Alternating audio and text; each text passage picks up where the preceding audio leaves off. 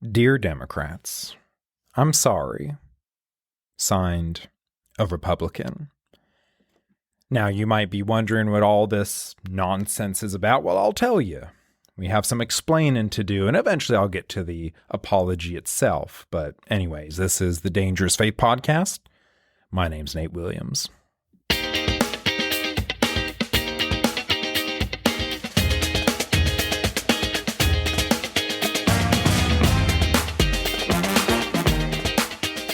Before we get to the apology, I do have to build up to it, and I'll do so in a couple ways. The first way is to explain some background to this upcoming presidential election in 2024. You see, for years and years, I think several decades, the Republican National Convention, the official National Republican Party, well, you have your platform. These are the things that you'll run on. Point A, point B, point C. This is what we're going to emphasize. This is what we're going to focus on. And as a part of that platform, typically for Republicans for decades, there was a pro-life section to the platform. We're going to push for a federal abortion ban. We're going to push for, some amendment dealing with pro-life. And so it was a major part of the platform, along with a natural, traditional, biblical marriage. But that's not the topic of the episode. So, as well as biblical marriage, that was also there and that was removed. But we're focused on the pro-life topic today. However, with Trump and his team, there has been a move within the RNC, the National Republican Party, towards the center, to moderate, to be a centrist on the issue. And this year, leading into, again, the election coming up in November, they removed a lot of that pro-life language. They removed the fact that, ultimately we're going to fight for a federal abortion ban or something to do with an amendment. They removed that language, and the only thing we are explicitly against as those who consider themselves generally Republican, as I do, well, we're only really against late-term abortion. But everything else, leave it to the states. Let the states decide. Let the blue states have abortion up until birth. Let the red states have something less than that. And that is now the official Trump position on the topic. Let the states decide. If you had told me that after Roe v. Wade fell, that would be the position, I'd be all over it as a temporary holding station for the pro-life position. When Roe v. Wade fell, that was what ended up happening. People ended up, the topic ended up going to the states, and whatever the states decided would be the position on abortion. And so, like I said before, blue states tend to have abortion up until birth. Red states, for example, in Alabama, we're the most pro-life state in the nation. We ban all abortions except for when the life of the mother's at risk. But anyways, it went to the states, and that was a win at first for the pro-life camp. However, that was never supposed to be where the pro-life position was going to end up. That was the first pillar to fall, Roe v. Wade, on our way, on our journey, ultimately continuing to fight and push for a federal abortion ban or something, maybe a modified amendment or another amendment. It was only the first domino. It was never a permanent solution. So when Trump and his team, they're, MAGA, they take hold of the Republican Party virtually, and they create their platform for 2024, what they're going to campaign on and run on, what they decided was, no, pro-life, sorry, this is where it stops. Our official position, leave it to the states, and that's that. But there's only one problem if you start there. Leaving it to the states is, as a stopping ground, a pro-choice position, and here's why. Yeah, in Alabama, we protect life from conception, and I'm very proud of that. So you would leave it to Alabama. Okay, Alabama, you stay there. But all the deep blue states that allow abortion up until birth, you also have to give them a thumbs up. You also have to look at them. Oh yeah, I'm thinking these are some of the states, if my memory serves me correctly. California, Minnesota, other deep blue states, thumbs up. Your position on abortion up until birth is wonderful. Why? Because the overall Republican position is let the states decide. So now, in effect, by removing the ultimate goal from the RNC platform, Republican National Convention platform, by removing the pro-life language and the push for an abortion ban or an amendment, by taking that away, saying, okay, let the states decide, and the only thing we're ultimately against is late-term abortion, you are now a pro-choice party. Because although it's a softer pro-choice position than the Democrat Party, it's still pro-choice if that's where things stay. And it's looking like now that the Republican Party is doing its best to move to the middle on the issue, that is the mainstream Republican position at this point. And so if you're a pro-life Republican and you have been for forever, like me, what do? A lot of frustration there. But even that's not ultimately the topic of my episode today. That's just necessary background. A vote for Trump is a pro-choice vote, whether you like it or not. And I know a lot of people, that's going to hurt some feelings. But to vote for Trump is to vote for a soft pro-choice person. Now, okay, that was the first level of the foundation to lead to the apology. The second one is this. I'm not apologizing to all Democrats. I'm apologizing for a certain segment, to a certain segment of Democrats. There is a large number of either pro-life Democrats combined with soft pro-choice Democrats. There are still a lot of Democrats that hold to yesterday's leftist position on abortion. Yeah, it's not great, but we need it to be safe, legal, and rare.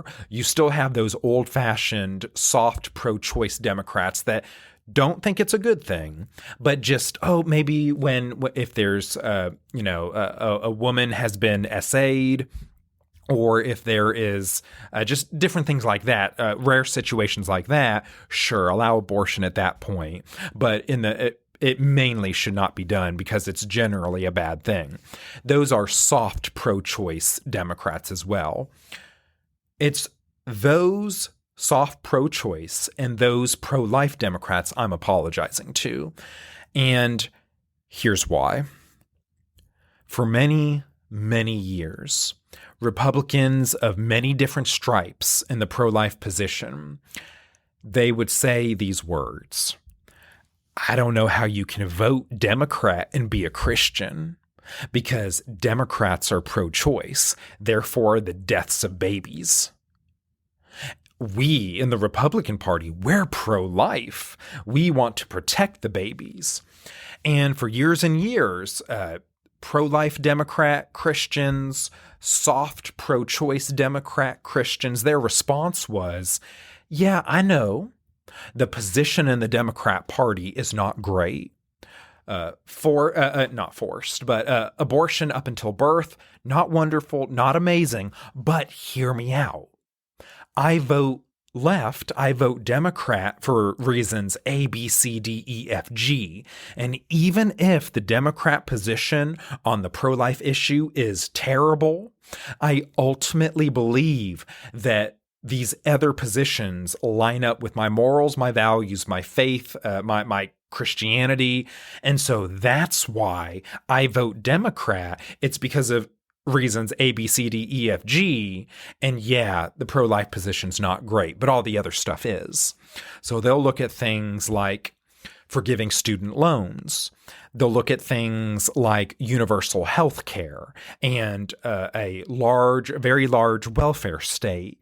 And they'll say, look at all these wonderful things that, in my opinion, are good things.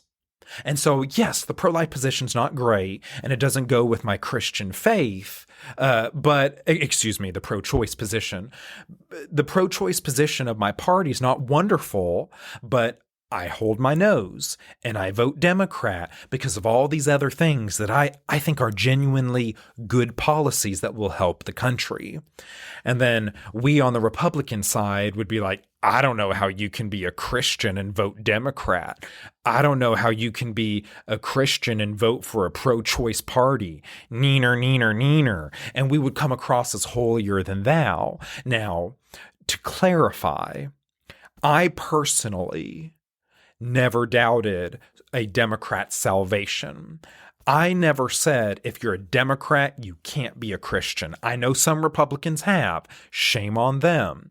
I never personally did. But however, having said that, although I never doubted someone's salvation, I did question, man, it must be tough to vote for a Democrat if you're a Christian because of the pro-life issue. Wow, that must be really tough to do. And so while I'm not all the way complicit, I haven't been as harsh as others, I definitely have been part of the problem. Because here's now what has happened because of Trump and the new Republican position on life. A vote for Trump is now a pro-choice vote. And now here's what happens among the right. We're using the same logic. Yeah. Sure, the mainstream National Republican Party is pro-choice, maybe soft pro-choice, but still pro-choice. But I'm voting for Trump because of A, B, C, D, E, F, G. I'm voting for Trump because he'll be good on the border. I think that's true. I'm voting for Trump because he'll be tough on crime. I also think that's true. I'm voting for Trump because of economic reasons and inflation. And I'm voting for Trump because foreign policy, Biden's foreign policy has been abysmal the last several years, from Afghanistan to Russia to China to just all the rest of it, just very bad. So I'm voting for Trump because of reasons A, B, C, D, E, F, G. Yeah, he's not great anymore on the pro-life issue. And I know that, pushing for a federal abortion ban, for an amendment in the Constitution is no longer part of the National Republican platform. But look, you got to vote. He's better than Harris, all these rationalizations, these justifications. And I want to tell people that's the same thing that pro-life Democrat Christians and soft pro-choice Democrat Christians have been saying for years. And so we are being hypocritical. If you vote for Trump in 2024, and I'm going to be honest, I don't know how I'm going to vote. I haven't made up my mind. I don't know. But if you vote for Trump, it is a pro-choice vote. Now, is it softer pro-choice than Harris and Walz? Sure.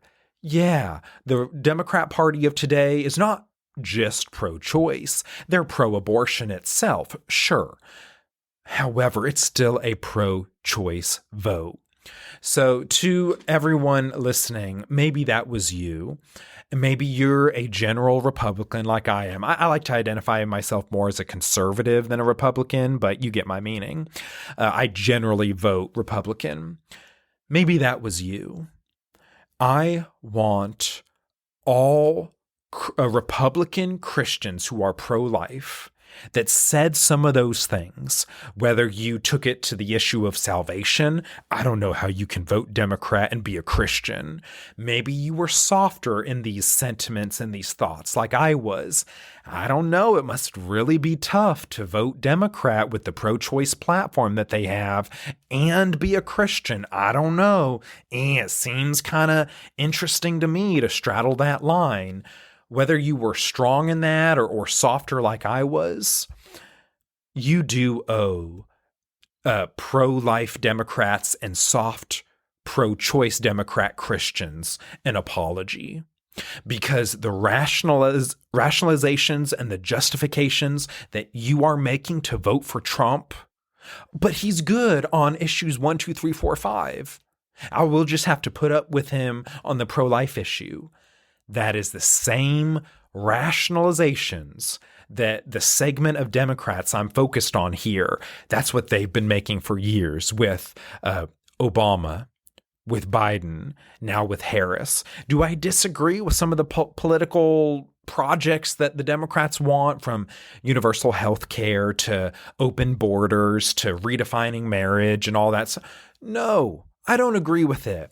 But I see their heart, that some of those things, the Christian left are like, hey, I'm going to vote for them because I think some of their other policies are good and helpful.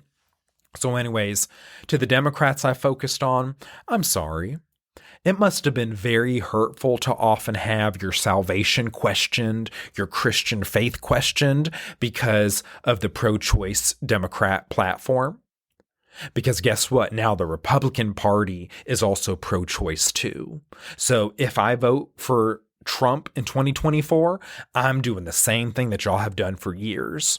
And to all the other Republican Christians out there, pro-life, you need to join in on this apology because we are being hypocritical. And it's not fair and it's not right. And so I'm just thinking through these things. Wow, it must have been hurtful all those years to have your faith questioned by the political and Christian right. Now the political and Christian right is no better, or if they are better, it's barely better. It's all pro-choice, whether you're voting right or you're voting left. Again, don't know what I'm going to do in 2024, but my conscience was pricked and I need to apologize. And I think, again, Republican Christian leaders, pro-life leaders need to do the same, because I think a lot of hurtful things have been done and said to those on the Christian left who their consciences were torn as well. They struggled with their vote too. And now we're joining with them. Anyways, so I'm kind of rambling at this point, but I want to know your thoughts. It is a thought-provoking topic. Hopefully it was a thought-provoking title that may have encouraged you to listen to this conversation. But anyways, love to know what you think. Reach out to me. Dangerous Faith is on Facebook, Instagram, Twitter. Also, anyways, just other ways of reaching out. We have a YouTube channel as well. Love to know what you think on what I've shared. Anyways, Nate Williams, until next time, I'll talk with you later.